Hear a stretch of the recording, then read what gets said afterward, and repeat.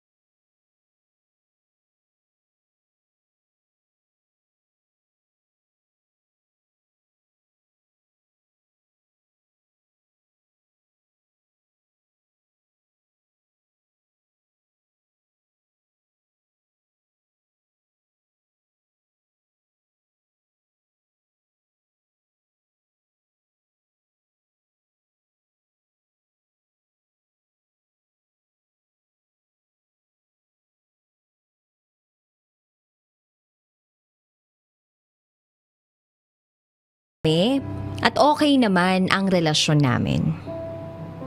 And by the way, that time, uso pa yung Japayuki thing. Isa siyang dancer sa hotel sa Japan.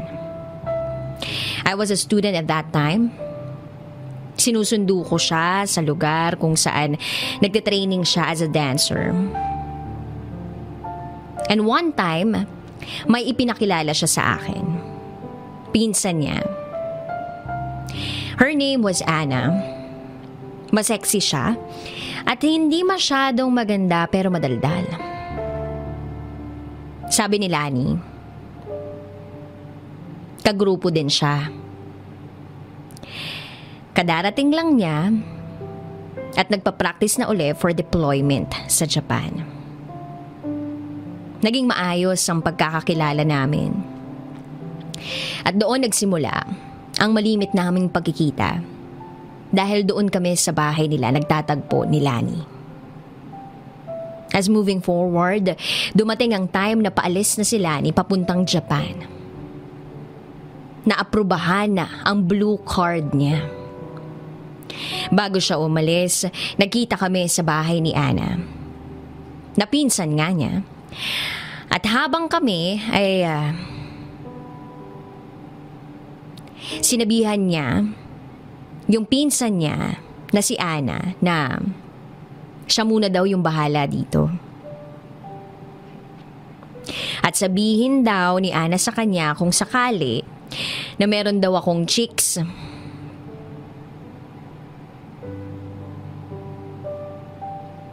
Natawa na lang ako dun sa sinabi ng aking nobya. At ganun na nga, umalis na si Lani kinabukasan.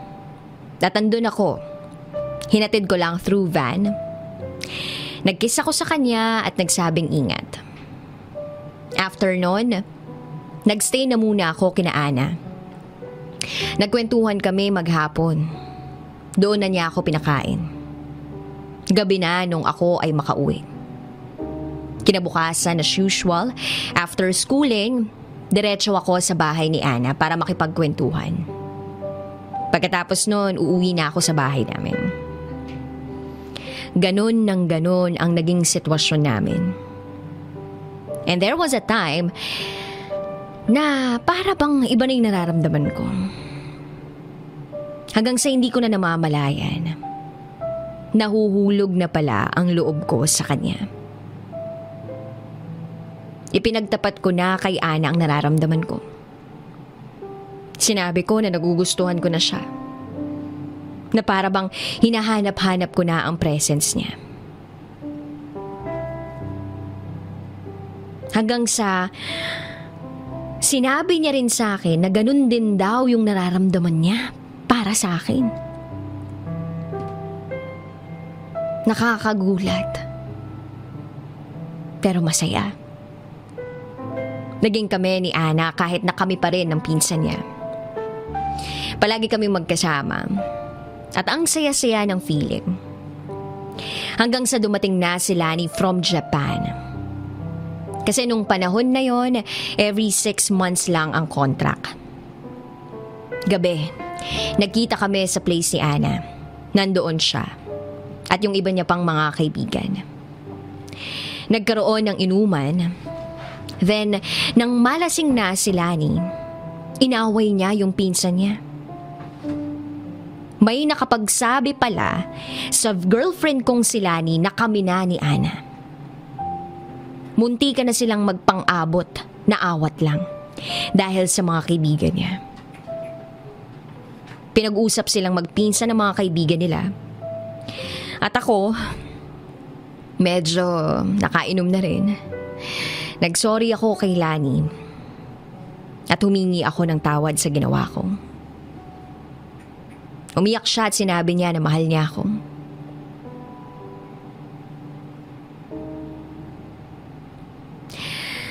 At sinabi niya na wag ko na lang daw lokohin si Ana. Dahil ako daw ang first love at first boyfriend ni Ana.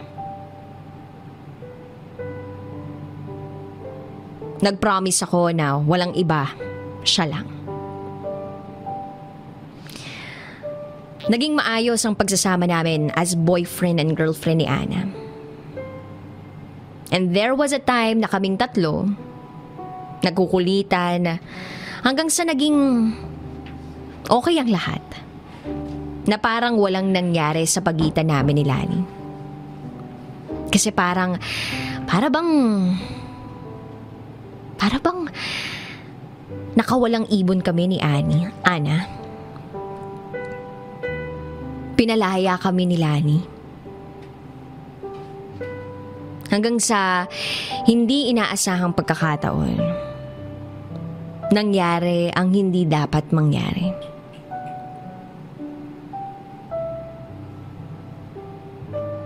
Naulit ng naulit. And then dumating ang pangyayaring hindi ko inaasahan. Nabuntis ko si Ana. Gulong-gulo ang isip naming dalawa kasi ang dahilan, na-approve na ang blue card niya. Ready na siyang umalis. Halos 1 taon din siyang naghintay, practice ng practice at eto na nga approve na. Meron na siyang schedule for accomplish the documents needed for abroad. At ako naman gagraduate na for a 4-year course. Takot ako sa sasabihin ng mga magulang ko, lalo na yung ate ko na nagpapaaral sa akin. Takot ako sa responsibilidad, ayaw ko pang mag-asawa, at siya naman breadwinner ng pamilya niya. Ito na yung tamang panahon para matupad namin yung mga pangarap namin.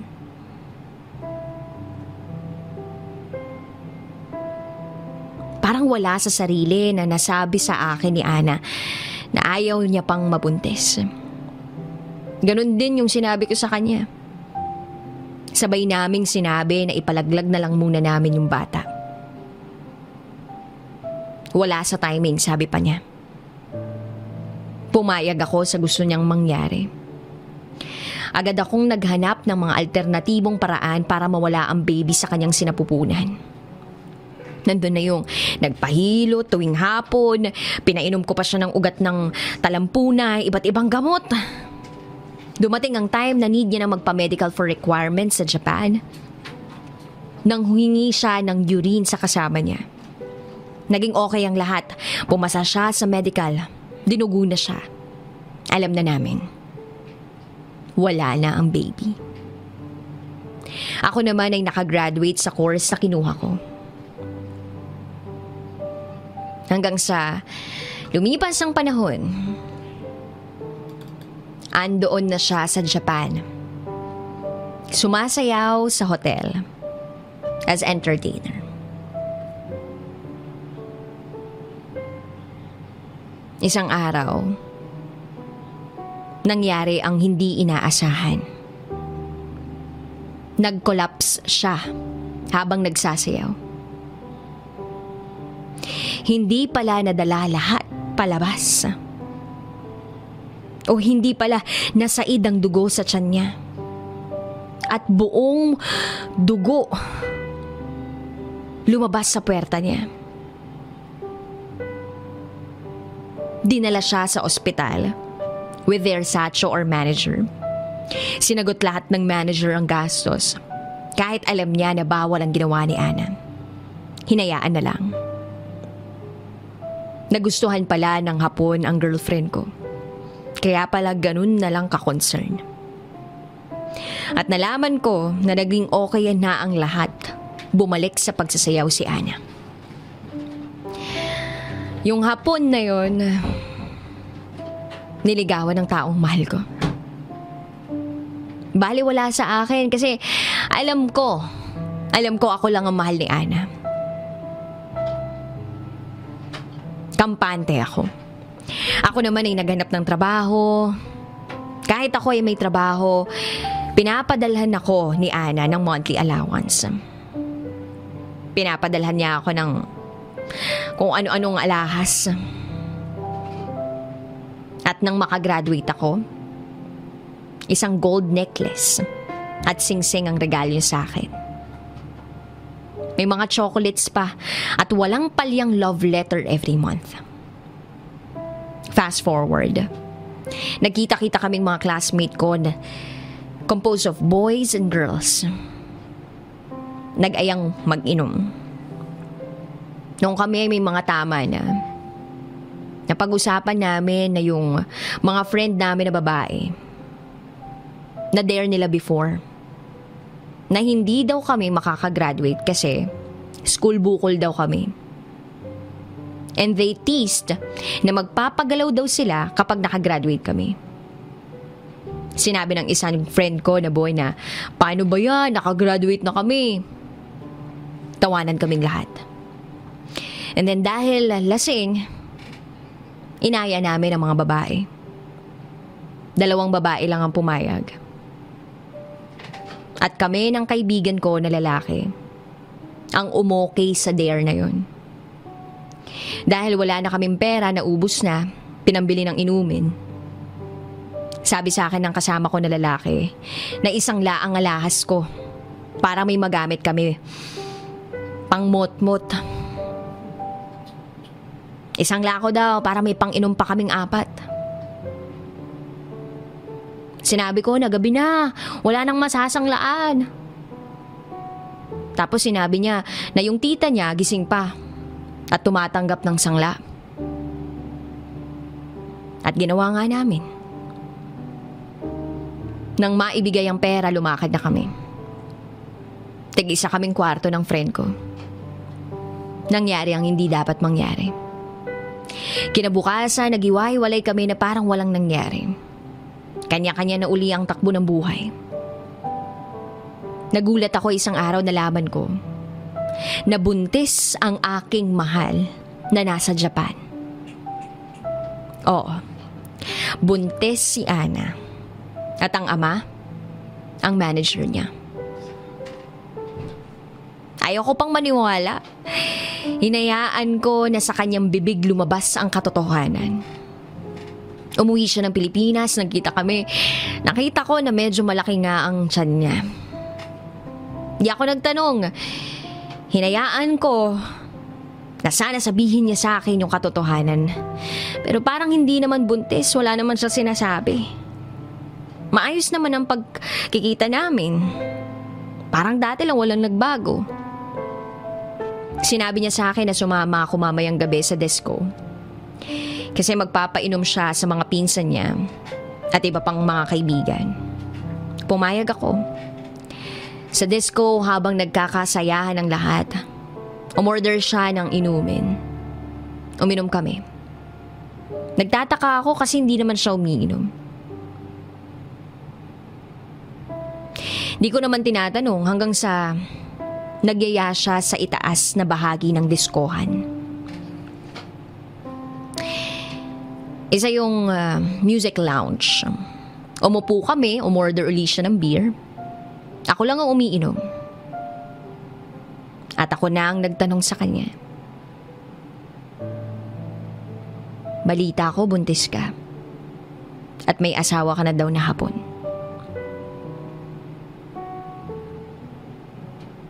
Pagkasabi ko na yun, natulala siya. At sinabi niya na may ipagtatapat siya. At ayun na nga. Kinuwento niya lahat-lahat. Kinuwento niya na may nakarating na balita sa kanya nung nandoon daw siya sa Japan, galing sa co-dancer niya. Nakapatid pala ng nakasama ko sa hotel ang naka one night stand ko. Nalaman niya lahat na may ginalaw ako na babae at yung mga alahas ay isinangla ko. Hanggang sa hindi ko na naitubos.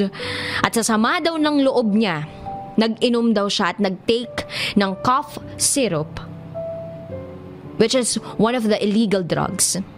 Kasama ang mga co-dancer niya at si Sacho yung manager niya. Sa sama ng loob niya sa ginawa ko, nagpakalasing at nagpakabangag siya sa droga. Nung nag-blackout daw siya, binuhat siya ni Sacho, yung manager niya. At doon daw siya ginalaw sa kwarto sa itaas. At nagbunga ang pangyayari na yun. Nabuntis siya. 3 buwan na siyang buntis. Pinanagutan naman siya ni Sacho.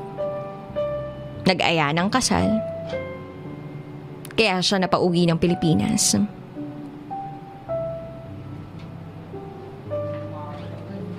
Hindi lang dahil para sa pamilya niya, kundi para ipaalam sa akin ang pangyayari.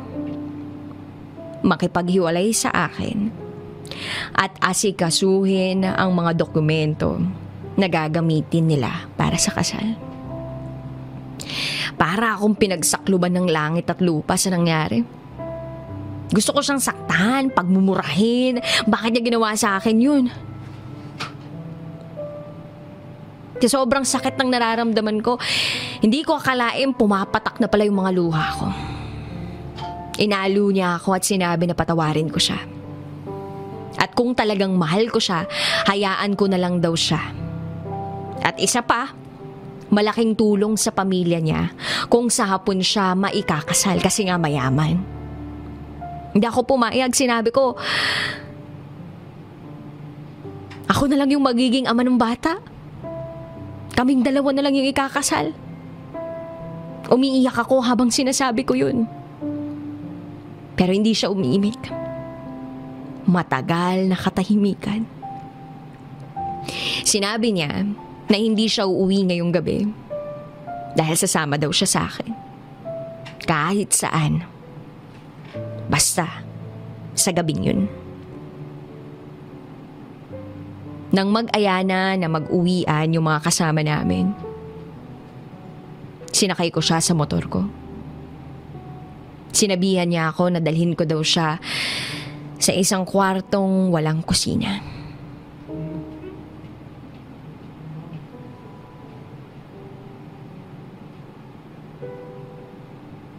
Nangyari ang hindi dapat mangyari. Pagkatapos noon, hinatid ko siya sa kanilang bahay. Alam ko na yun na ang pinakahuli na magkikita kami. At bago ako makaalis, sinabi niya sa akin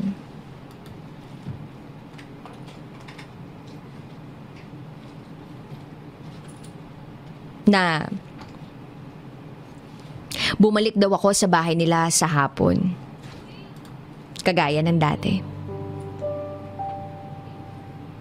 Napa-oo na lang ako. Nung hapon na yun, in-entertain niya ako, nagluto siya, kumain kami. Parang mag-asawa kami. Lumipas ang araw. Ganun ang senaryo namin. Pagkatapos ko magtrabaho, doon ako uuwi. At minsan doon ako natutulog. Sinabi daw niya sa kapatid niya na ako ang tatay ng batang dinadala niya.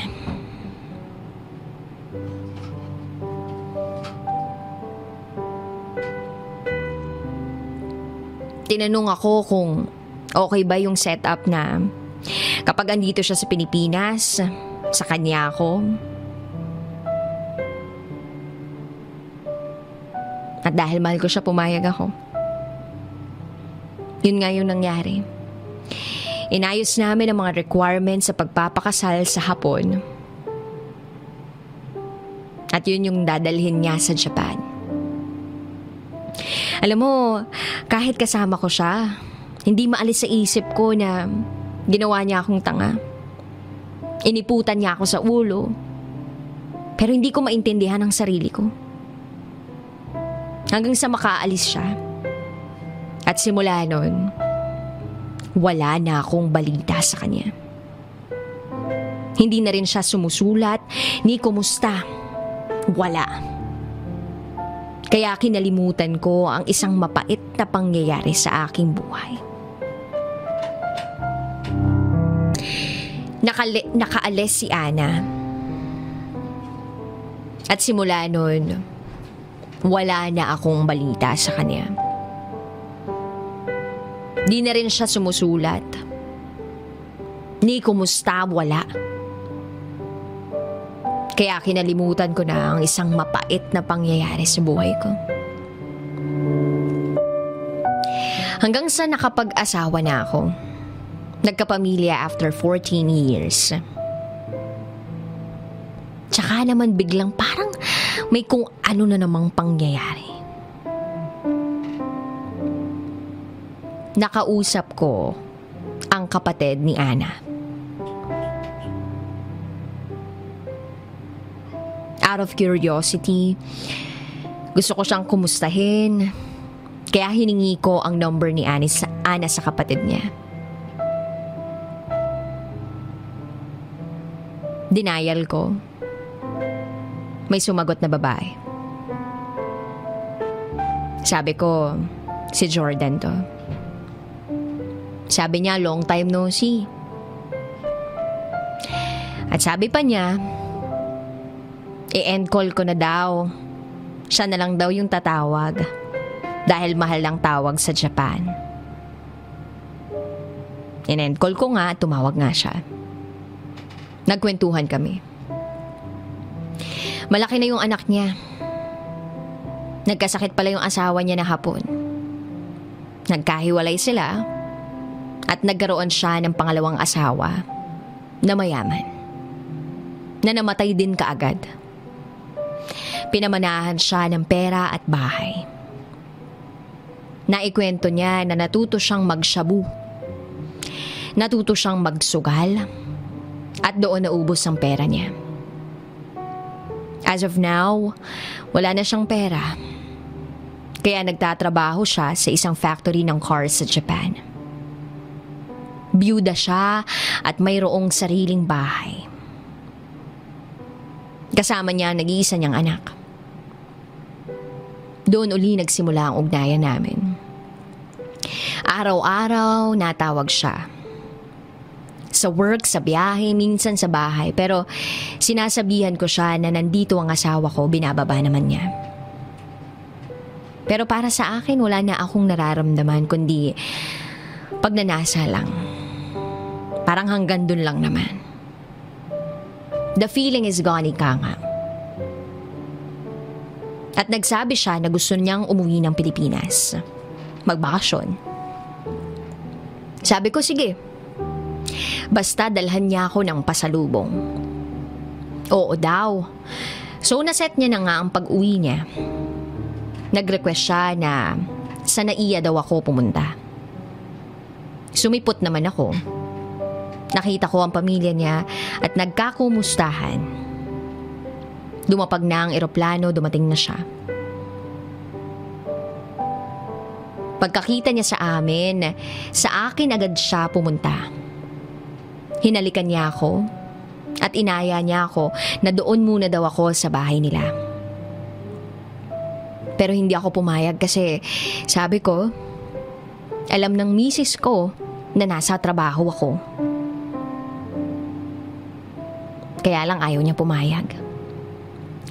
Nagsabi na lang ako na kinabukasan pupunta ako sa kanila. At lumabas na lang kami. Ganun nga ang nangyari. After ko magtrabaho, Hindi ako dumiretso sa staff house ng kumpanya, kundi sa bahay nila. Lumabas kami at pumasok na naman sa kwartong walang kusina.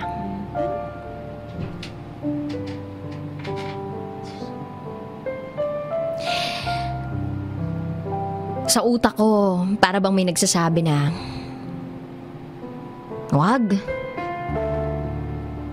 Wag mo siyang mahalin. Kasi niloko ka na niya minsan eh.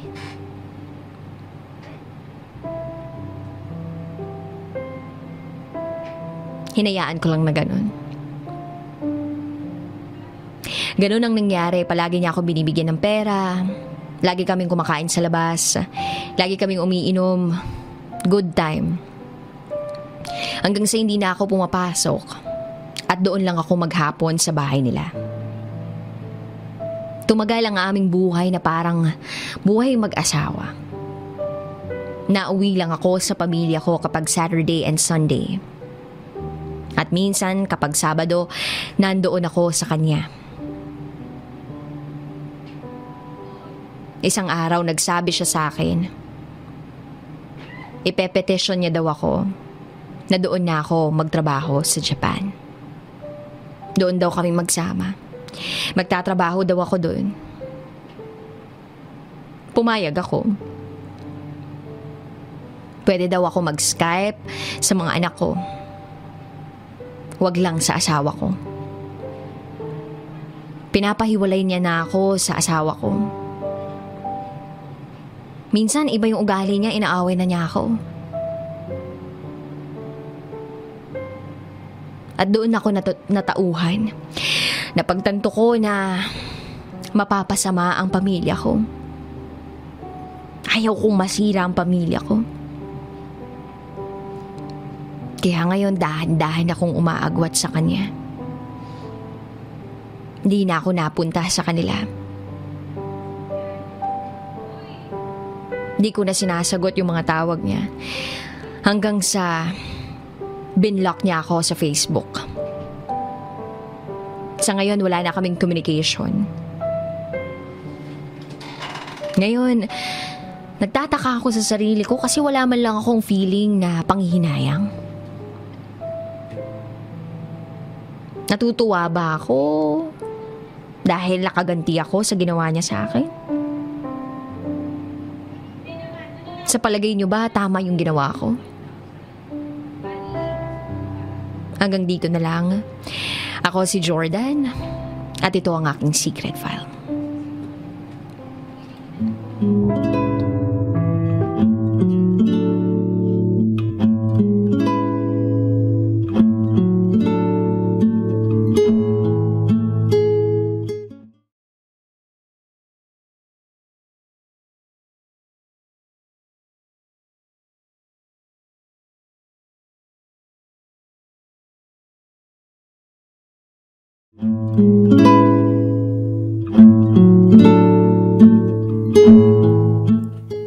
And now, it's time for DJ Rocky's Secret Files.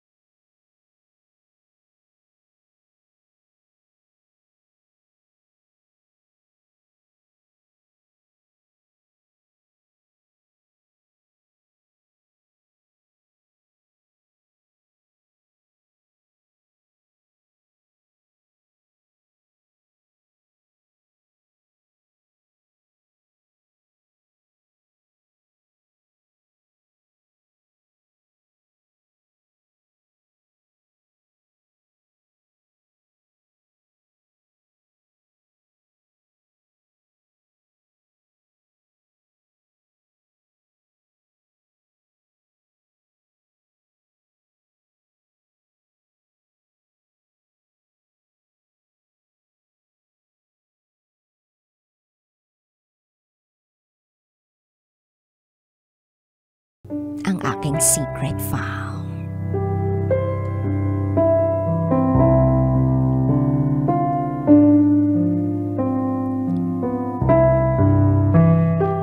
Nakilala ko si Sean sa kaibigan kong si Kathy. Nanggaling ako sa probinsya at nagpunta ng Maynila para mag-aral. Second year college ako noon sa kursong education. Yung tagpong yun ay nangyari nung time na nagpalipat ako ng religion sa kanila. First time naming magkita ni Sean sa kotse. Dahil sinundo niya ako sa bahay, papunta sa church namin para mapapabaptize ako. Alam mo, nung mga time na kasama ko siya, iba agad yung naramdaman ko. Yun bang sinasabi nilang love at first sight. Mahirap mang paniwalaan, pero na-attract agad ako sa kanya. Anyway, 10 years ang gap niya sa akin, kaya ang tawag ko sa kanya ay kuya.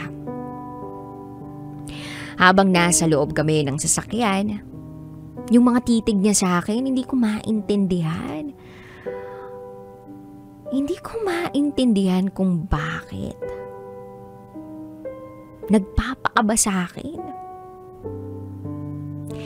So, sinubukan kong maging okay at huwag mailang.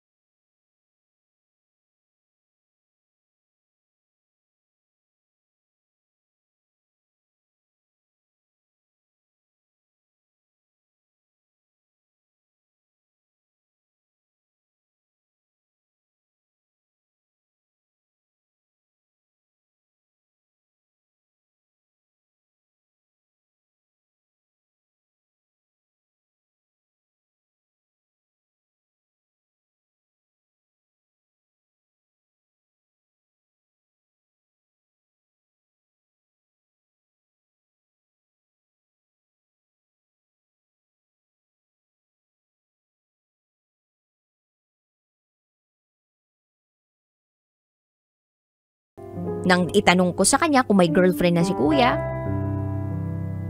oo raw.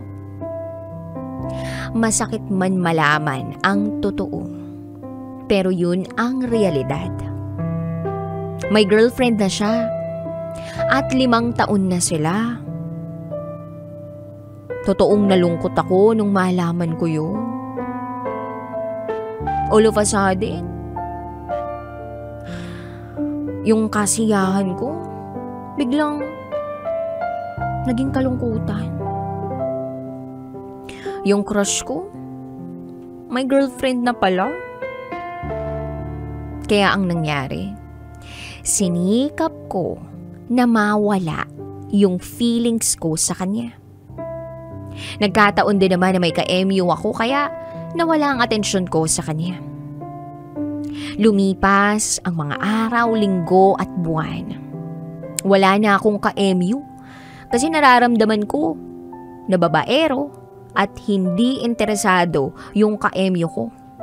Kaya ako nang gumawa ng paraan para siya nang lumayo sa akin. And as time passed by, sa tuwing nakikita ko si Kuya Sean sa church namin, meron akong konting kirot na nararamdaman. Lalo na pagkasama niya yung girlfriend niya. At some point, masaya din naman ako para sa kanya kasi masaya siya sa piling ng taong mahal niya. Masaya na ako sa buhay ko. Kaya lang kasi, ewan ko ba kung anong meron dito kay Kuya Sean. Bigla na lang akong nabulabog.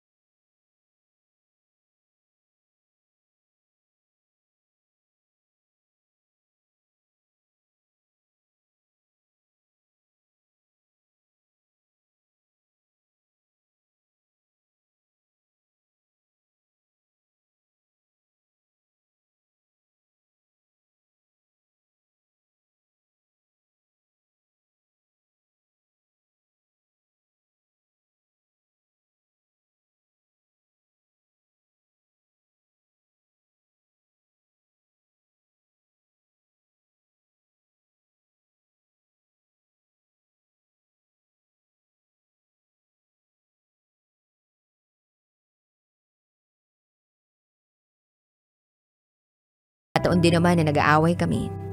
Minsan kasalanan ko rin naman. Pinasyal niya nga ako sa lugar na maganda. Tawag na doon, joyride. Tapos nasundan pa ng nasundan. Sa kabilang kami umaalis kasi bawal kaming makita na magkasama. Lalo na't kilala siya sa lugar namin. Ako naman gumagawa ng paraan para lang makaalis sa gabi. Minsan nga tumatakas pa ako sa amin para sa kanya. Sa panahon na magkasama kami, ramdam ko na totoo yung pag-ibig niya sa akin. Kahit napatagulang ang pag-ibig naming dalawa. Sumaya ako kahit na maiksi lang yung panahong yun.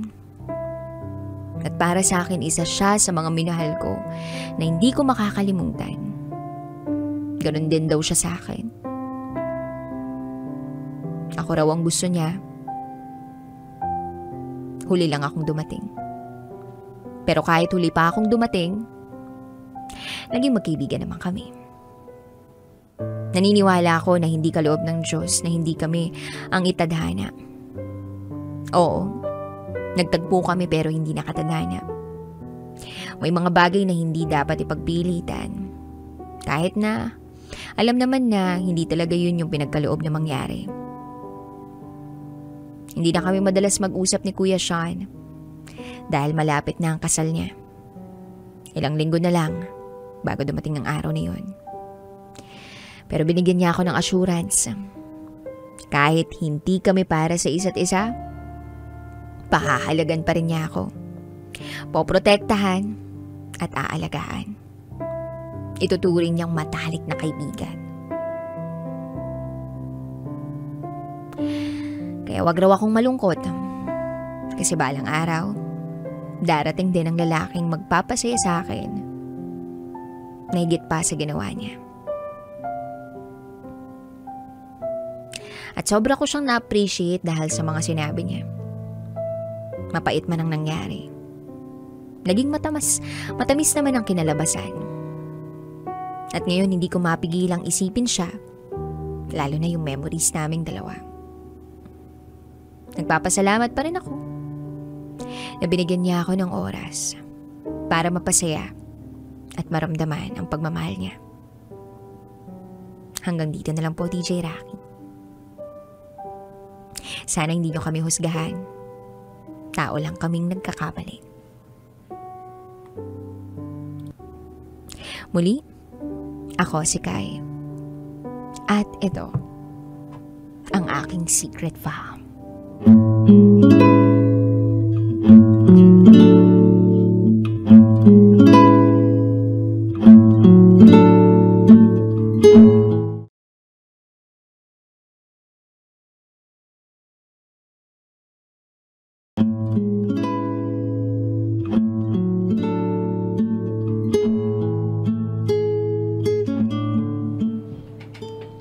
And now, it's time for DJ Rocky's Secret Files.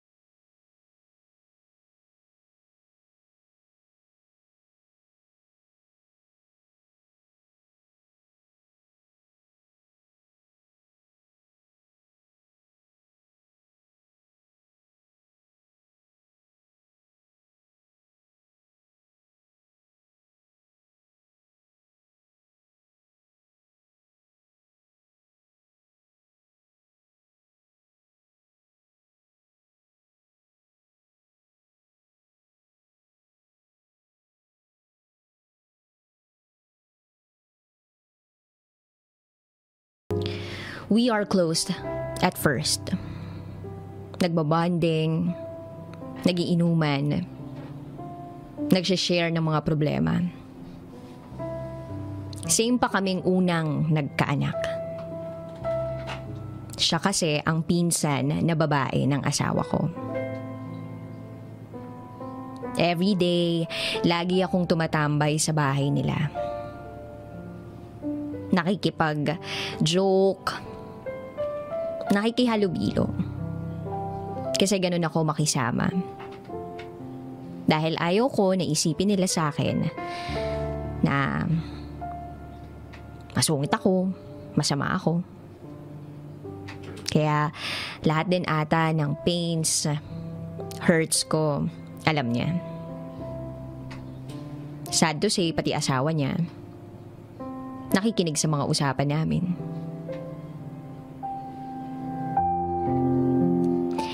One day, the most unforgettable moment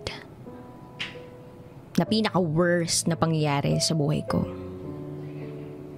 dumating. Nagkayayaan kaming uminom sa bahay nila. Kakatapos ko pa nga ng magtinda ng barbecue sa harap eh. Pero hindi naman first time na magiinom kami.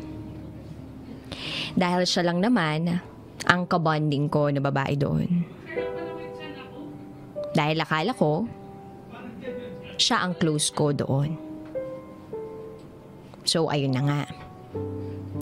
Nagkayayaan kami dahil I feel embarrassed kasi may matutulog sa bahay namin. Yung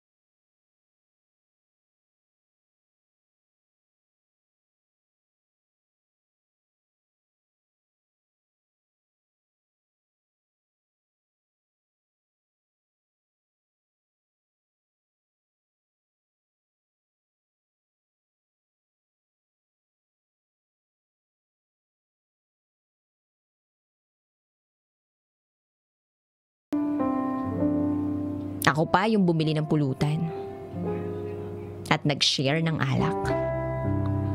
At yun na nga, uminom kami ng gin na kulay pink.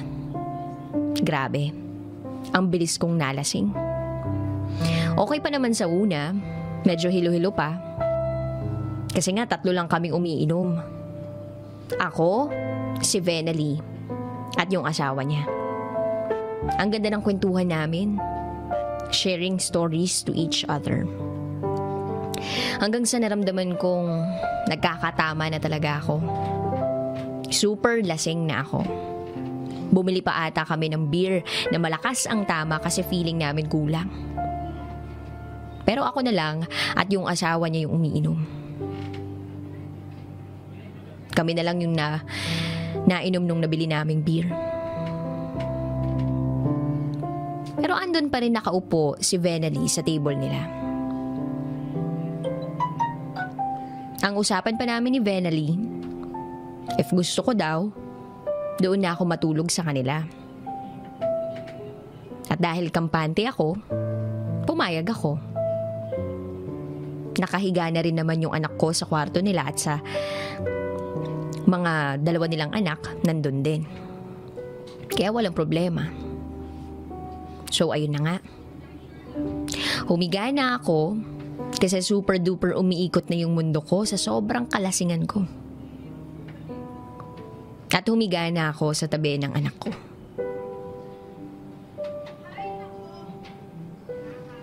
At sa pagkakaalala ko, humiga na din sila, Venali at ang asawa niya, sa kama nila. Sa lapag kami natulog ng anak ko.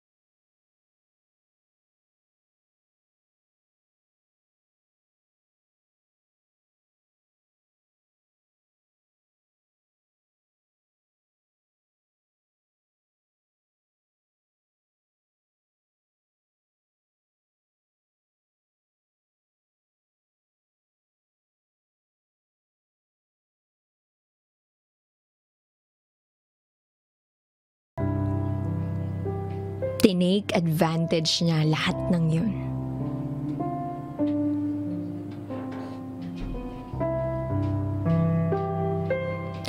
At doon ko napagtanto, baligtarin man natin ang mundo, ang babae mahina pagdating sa alak. Hanggang sa may ginagawa na sa akin, hindi ako makapalag. Tapos may narinig akong boses. Sa pagkakataong yun, parang natauhan ako sa ginagawa sa akin. I forced myself na makakilos para matanggal siya sa pagkakapatong sa akin. Sinuot ko ang pantalon ko. At sa pagkakaalala ko pa, naiwan ko pa yung panty ko.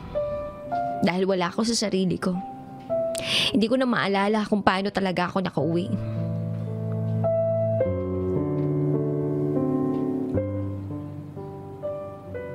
So ayun, umaga na.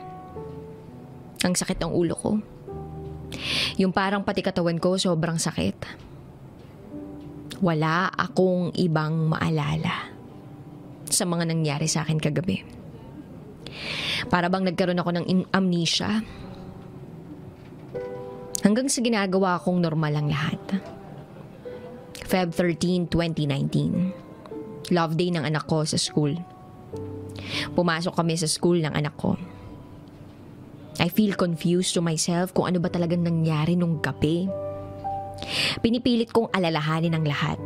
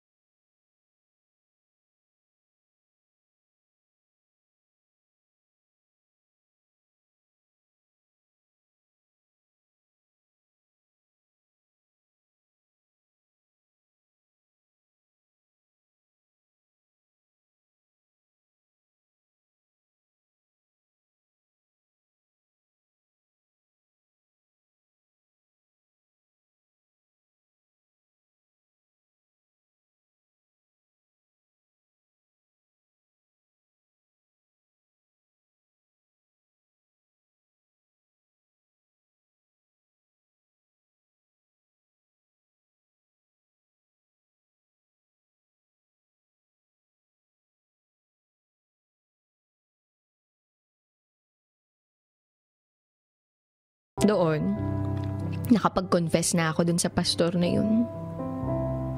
Kasi feeling ko nga hindi ko na kinakaya lahat ng nangyayari sa akin. I feel too much embarrassment. Sinabi ko lahat nung mga ginawa sa akin. Ano nang gagawin ko? Iniisip ko kung ano yung magiging outcome nito. Kaya hindi ko pa inamin sa sobrang takot sa iba. Iniisip ko din kung alam ba ni Venali o hindi. Iniisip ko din na papalayasin ako.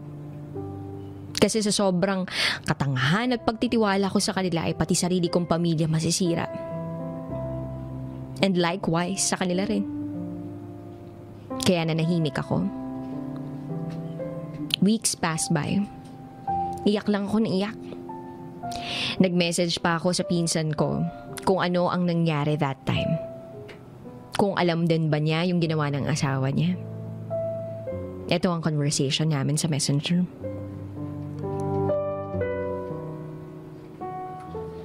Sabi ko, anyari kagabi. Nag-reply siya. Wala naman. Sobrang hilo ko at makasarwa feels. Ako din. Sakit ng ulo at katawan ko. Nagpatay mali siya ako dahil feeling ko wala naman siyang alam. Naiwan ko pa yung cellphone ko at wallet ko. Feeling ko pa nga naiihi ako sa higaan sa baba. At ang sabi ni Venali,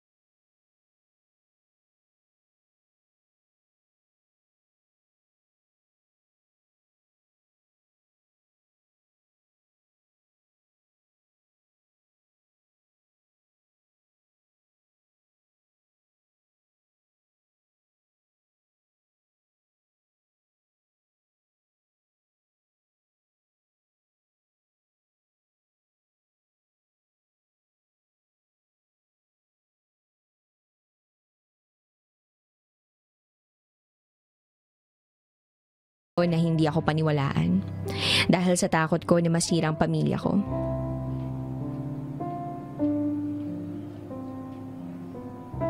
And that day, kinausap ko yung lalaking nagwalang ya sa akin. Kinonpronta ko siya. Dahil sa every time na nakikita ko siya, umiinit yung dugo ko. Hindi ko pa rin matanggap yung ginawa niya. Dahil sa almost 3 years na hindi ko nakasama yung ama ng anak ko, iningatan ko yung sarili ko. But sad to say, sa confrontation namin, itinanggi niya yung ginawa niya. Ang sabi niya, wala daw nangyari. Pero sinabi ko sa kanya, frankly, na meron. Kasi katawan ko yun. Alam ko kung ano yung kalalabasan ng ginawa niya, na maraming maapektuhan.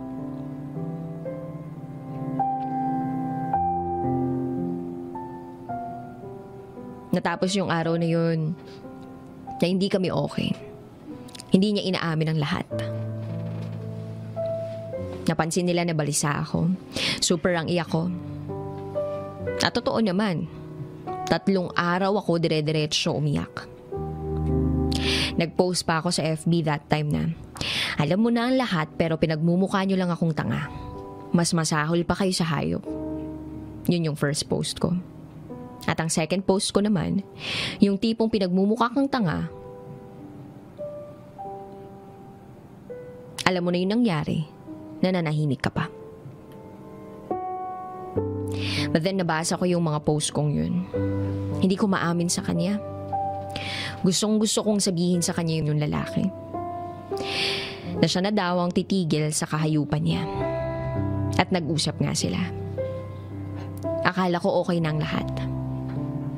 Feb 21, 2019. Dumating ang mama ko. To comfort me sincerely. At that time, akala ko okay na ang lahat. Akala ko wala ng problema. Sinabi din pala ng mama ni Venalie sa anak niya ang nangyari. At bigla itong nag-post sa kanya sa my day niya. At ang post ay biktima or pabiktima. So hindi ko na naman napigilang mag-react. Pumunta ako sa biyanan ko na bakit ganun pa yung post niya, bakit ganun? At lumabas ako para huminga dahil hindi ko na kinakaya lahat ng nangyayari. May plano na palang hindi maganda na sisira sa pagkatao ko at buhay ko. Dumating ako sa compound. Umiiyak na si Venalie. Nag-hysterical. Naguguluhan ako kung anong nangyayari. Natatakot na baka alam na nila ang lahat. At ayun na. Si Venalie, alam na daw niya kung anong nangyari. Ang sabi ni Venalie, nakita niya daw kung anong ginawa namin ng asawa niya. Na ginusto ko daw yung nangyari. Na ano-ano pa daw yung posisyon na ginawa namin, na ang niloloko namin ay siya. Sa isip-isip ko, sinong tanga ang gagawa ng kababuyan sa loob ng mismo nilang bahay?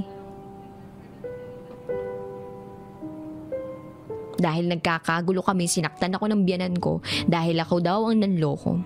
Ako daw ang may kasalanan. Ako daw ang malandi. Pero lumaban ako. I defended myself dahil I know myself very well. I know na ako ay isang biktima. Biktima ako ng kahayupan ng magaling na asawa ni Venalie.